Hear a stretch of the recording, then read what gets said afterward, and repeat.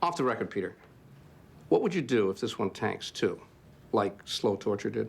I'd kill myself or do TV. I don't know which one's worse.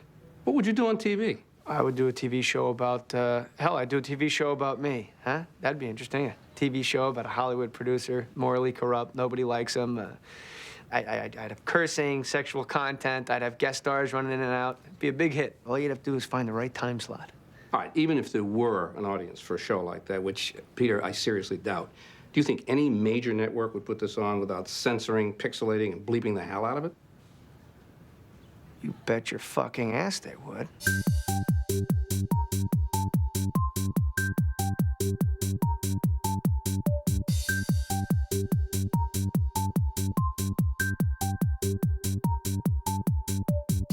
I got a phone call one day from Chris Albrecht at HBO. Said, look, we have been told now, which is, off the record, that the Larry Sanders Show is going to be discontinued, and we would like to know if you would want to do a similar show about the movie business. Joel Silver called me when he just a few years ago decided he wanted to do some television. And he called me and said, I want to do a show about making movies. And I said, well, Joel, you're the show about making movies. When we started to look at what the stories would be for the next 12 episodes, went out to dinner a couple of times with Joel and just sat there and listened. I just told them stories about, that I lived through with the movies. And they heard all these stories and they took all pieces of them and parts of them and they kind of put them into this show. It did initially start off as Joel Silver. We never got to spend as much time with Joel Silver as we did with Chris Thompson. Probably more Chris than me. Yeah, no, I don't. The Peter Dragon became a creation of all of us. I was also very careful to make it clear that it wasn't me. I think in the second episode, Peter goes into the restaurant and says, "Where's my table?" Peter, nice to see you. I don't remember you calling tonight. It's very funny. Is table 7 ready? No. I think Mr. Joel Silver is on table 7. Joel Silver? That fat hack? Why is Joel Silver at my table? Yes, well, The Matrix, it did very well. Yeah, okay. Hey, Joel, he also made Xanadu. After it was written and it was going to go ahead, we had trouble finalizing our deal at HBO. It was simply about, appropriately, the reason that show went to Fox is greed, mine. We were not able to make a deal with HBO, which is, I guess looking back through the haze of memory is the unfortunate thing, because the show, I think, still would have existed if we had been an HBO show. We gave the script to Fox just to get another bidder in so that HBO hopefully would come up in the money that they were offering for it. And Fox instead flipped for it. And so we were just going to use them as a bidding, to start a bidding war. But what happened is they just said, no, please, God, give us this script. And so it ended up going on Fox, and I can't fault them. They did an incredible job. They promoted the shit out of it. They really did a great job with it. But it just had a harder time finding an audience. I had written this with Oliver Platt in mind. And I had Oliver Platt for a minute. And then he only wanted to do like 11 a year or something like that. And while I believe that would be good for the quality of the show, I need lots of money because I like whores and narcotics and cars and trips, and 11 a year doesn't pay for all that. Once we committed to the deal at Fox, we sat down and said, who do we want to, play the part? And Jay Mohr is a guy that we both had known, we both were aware of, and we said, he's the guy we want. Joel suggested Jay. And I said, yeah, he's incredibly funny. Is he right for this? Is he too young? And we went through that. And then we decided, okay, let's go after him. And we went after him, and he said no to us 5 times. I started getting calls from Chris Thompson. I started getting calls from Joel Silver. I started getting calls from the network. I started getting calls from Sony. Will you please have Jay read this? I was given the script for Action by Joel Silver, and I had a meeting with Joel Silver, and I said, I didn't want to do the show. I didn't want to do television. And he said, why won't you do this? This is your show. I'm telling you it's your show. I said, well, I kind of got like a film career. I just finished Go. I just finished Suicide Kings. He goes, who are you, Parker fucking Posey? I do big movies. Do this.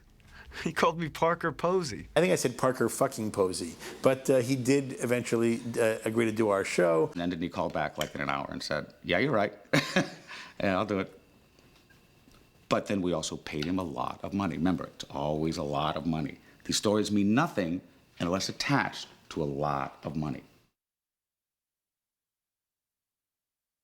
Brilliant. Oh my God, this is funny. But how are you going to get away with masturbating in a guy's salad in the pilot episode? And that got changed to urinating. But just all the curses and the fucks and the shits and employee of the fucking century, I thought, are they out of their minds? I'm Peter Dragon. That's right. And while you've admirably restrained yourself over the years from peeing in the Cobb salads, I've made 10 motion pictures that have earned this studio $1 billion. So I'm going to continue to park wherever the fuck I want because, unfortunately for you, I'm employee of the fucking century. I had only seen him, I guess, in Jerry Maguire, and to see him, you know, become this Hollywood monster, this animal, was really thrilling. He was great. He's the absolute worst human being on the planet. Ah, she sneezed on me. See, my foot, get up, Stuart, is gonna be so far up your ass that a piece of my ass might actually be in your ass. Can you make that kind of a commitment? Yes, Are you yes, able to I do think it? I can. I can't Yes. hear you. Yes, I am. That's right. I'm able. Yeah. That's what I'm talking Okay, about. what's ah! Oh, God! Oh, my God! What are you doing? Now let our blood mingle. We're prepared to offer you $1 million if you show your star smoking our cigarettes. You want me to sell cancer to children Yes. for under $3 million? You called 5 of the most powerful men in America old whores, and then you told the rest of the country they were only interested in Stallone movies and oral sex. Yeah, well, I was obviously kidding. Nobody cares about Stallone movies. I know I haven't been a perfect man, but, you know, let's face it. You know, let's not dick around. You haven't always been a perfect god, okay? You made a bunch of earthquakes, the Ebola virus, Tom Arnold, Hanson. I mean, got some explaining to do, frankly.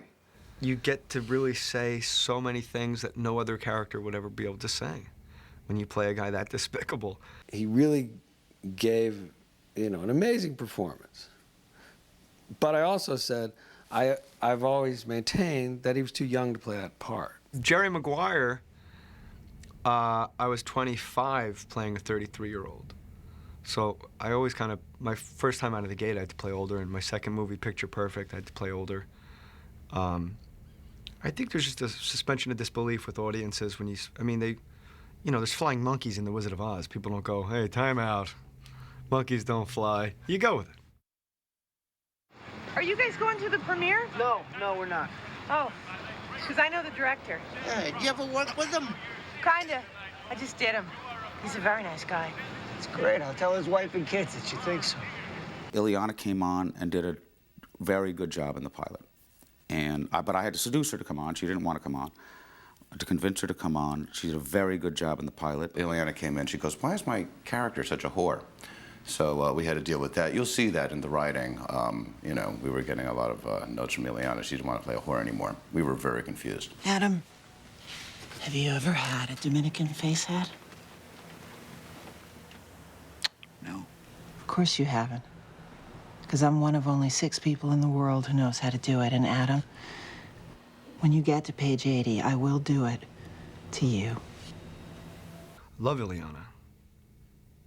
But that's a very ambiguous question. What are you, like fucking Robert Lipton? Illeana Douglas. Jay, let me just throw something out. Air. Yes, right. Atmosphere. Go. Much of television writing can be done by primates.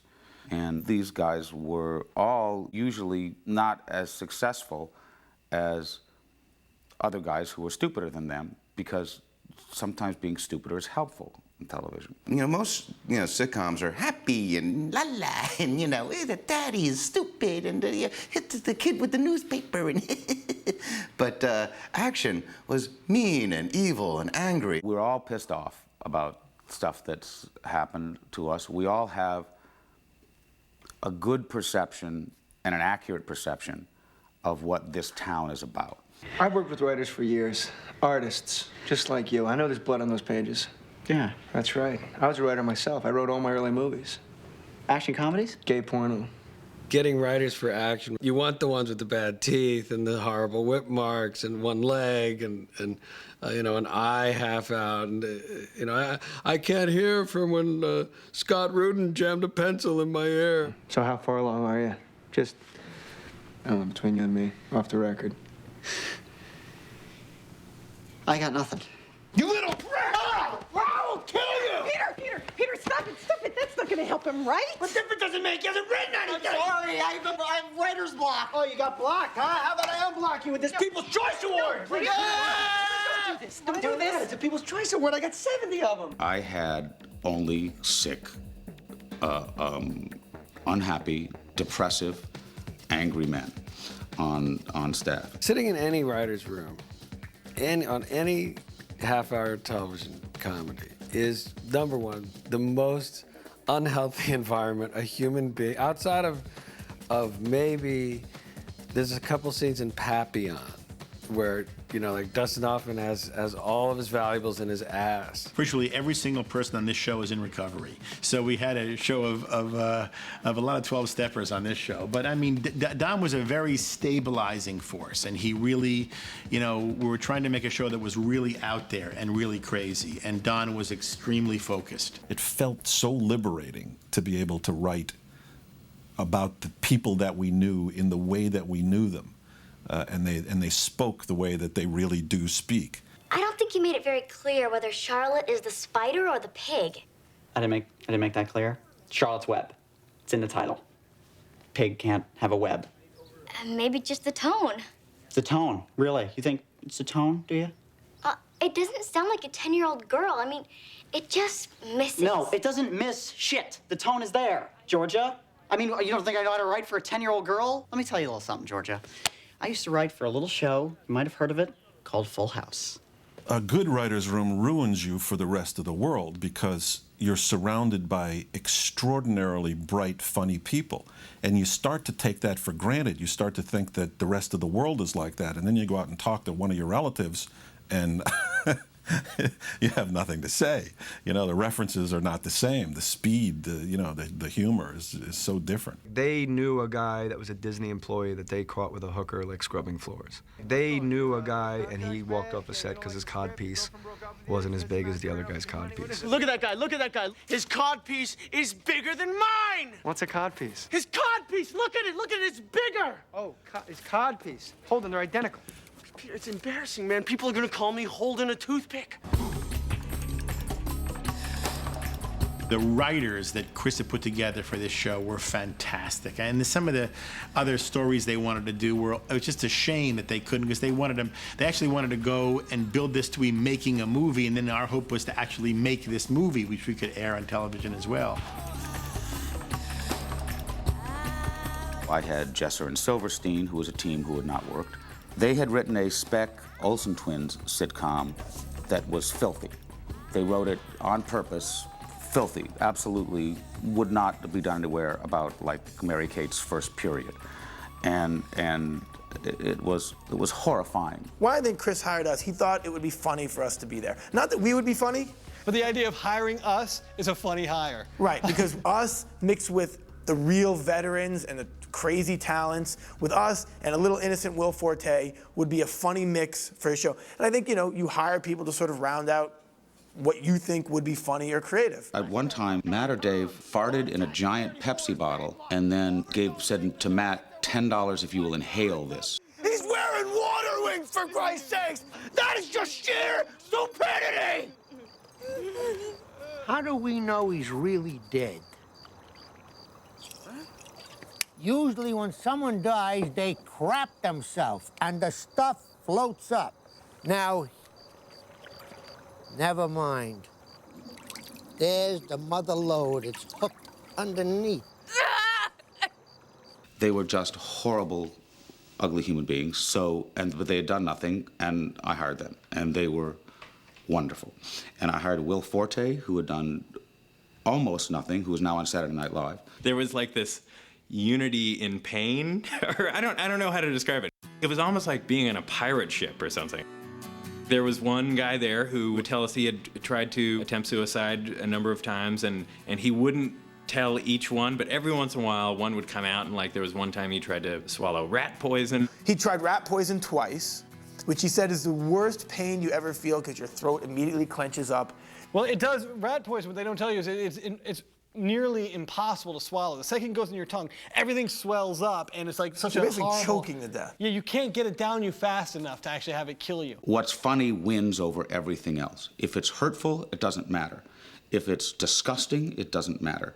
If it's politically incorrect, it doesn't matter. What matters is that it's funny. Yeah, that was fantastic. How do you feel, buddy? That was great. How do you feel? Not so good.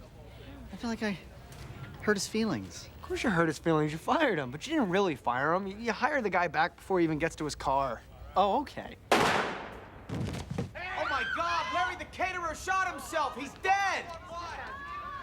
Oh my God. Rafkin, you just killed a man. I'm sorry. No, that's fantastic. In terms of standards and practices, before I did the show at Fox, I had a long conversation with Doug Herzog, who was the new president of Fox Television. And I said, Doug, we can't do this show with a normal standards and practices book. You know, they have like a book of what's allowed and what's not allowed, and that's a fluctuating thing, and you know, each year it lightens up, or then if there's a year where there's a lot of public outcry about something, then maybe it tightens up a little bit that year.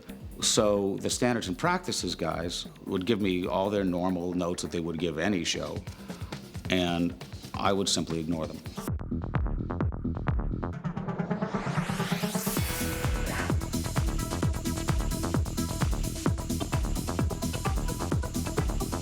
I think Action is the filthiest television show ever made.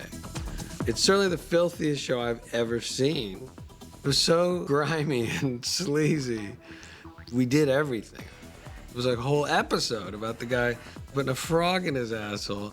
I heard a very disturbing story from the nurse in my OBGYN's office. She was the same nurse in the emergency room the night you were brought in. What? Where? Oh, please. You were rushed from San Francisco to Cedars because I can't even say it. Bobby. I can.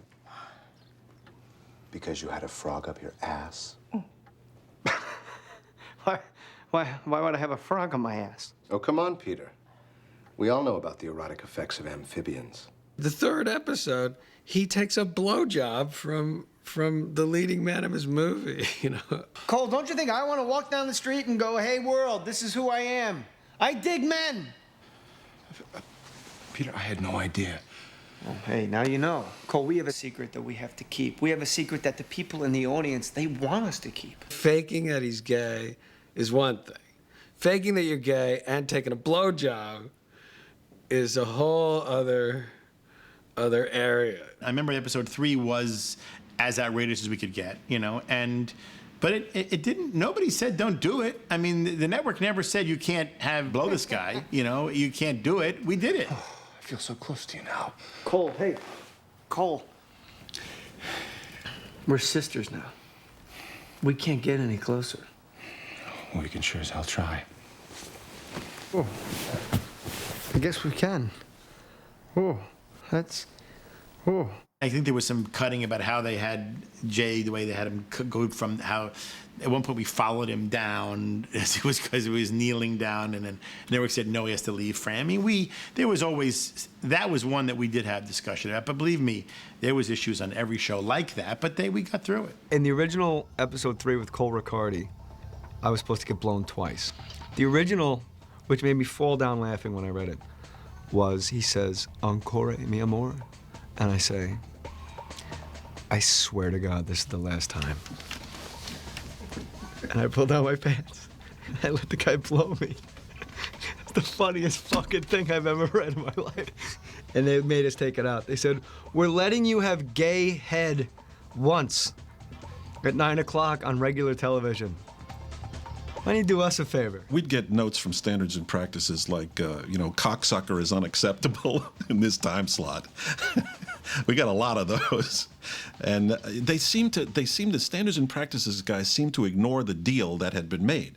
Chris had made the deal with Fox when they were going to do it at Fox that he was going to shoot real language and they would bleep it. That was it. And standards and practices never quite grasped that we were actually going to say these words out loud. And they would flinch physically every time one of them was uttered. Even then, we knew, like, DVDs were coming, and that one day that this would come out, and you're going to unpixelate everything, and yeah. But what was the question?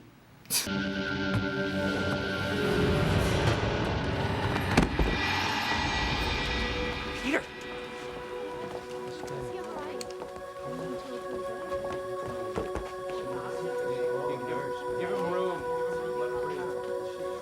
I personally think we pissed off some people. I mean, the numbers were bad, but they weren't that bad.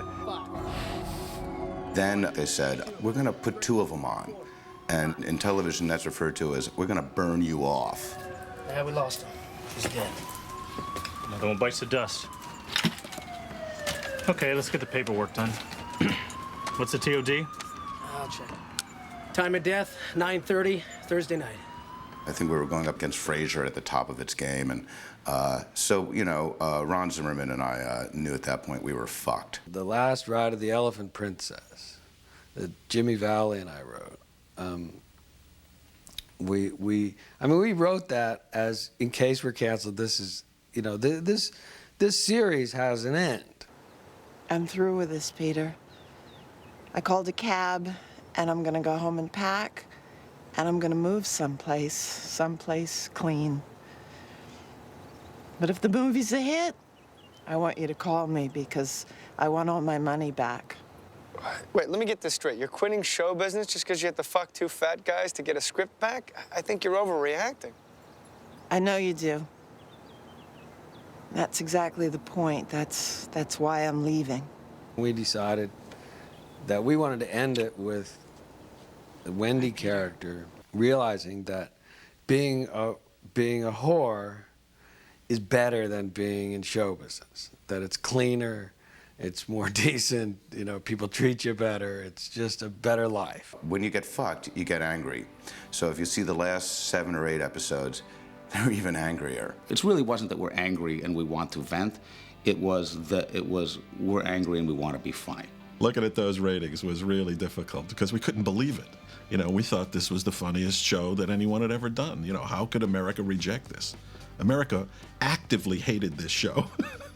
In my career, and yes, I've made a lot of movies that have been very successful, but I've never been one to have really great reviews of my pictures.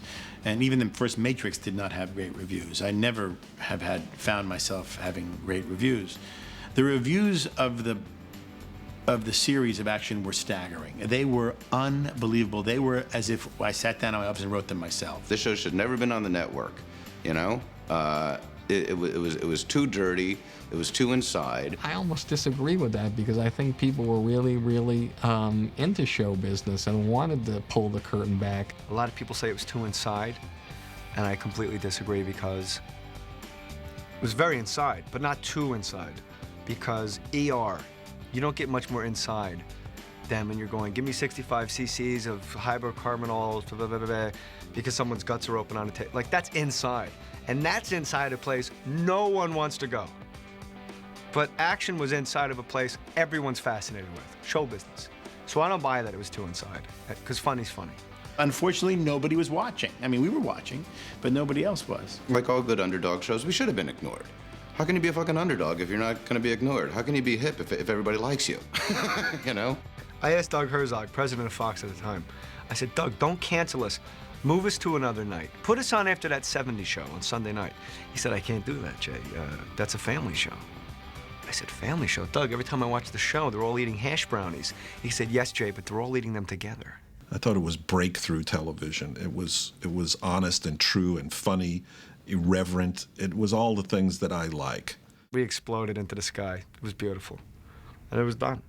It was great. It wasn't like, hey, what do you got? Season 5, Peter goes to rehab again.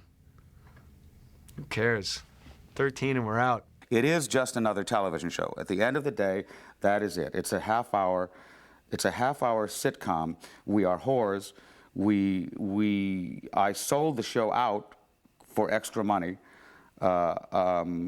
and everyone who wrote on it, if we really gave a shit about what we wrote, we'd go home and write poetry. We do it because we're paid a great deal of money and because often there are blowjobs available.